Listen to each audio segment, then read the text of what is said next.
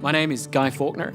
I'm a professor in the Faculty of Education, and I'm also a Canadian Institutes of Health Research, Public Health Agency of Canada Chair in Applied Public Health. Deep down, somewhere, I'm a PE teacher. I initially trained as a physical education teacher back in Australia. But doing my undergraduate degree, I also did a minor in psychology, and that became a really perfect match of my interests around physical activity and the psychology of physical activity.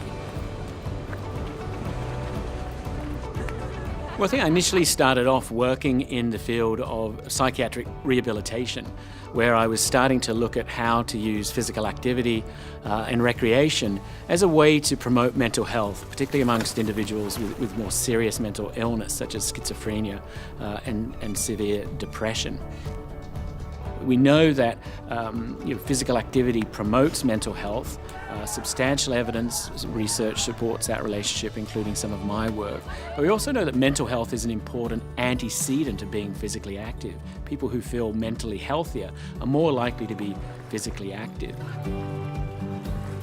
I've been involved in the development of the new Canadian guidelines for the treatment of depression. And for the first time in Canada, exercise is now recommended as a treatment option for the first-line treatment of depression. And so we're interested in particular in using exercise as a kind of a treatment that we can provide more people more quickly, perhaps while they wait to receive specialized mental health care. I think this is a tremendous opportunity to provide access to a cheaper, safer, and effective form of treatment for depression. Another national study that I'm involved with is a collaboration with the Canadian Cancer Society and Running Room. Some of the work that I've done in the past has looked at using physical activity as an adjunct to smoking cessation.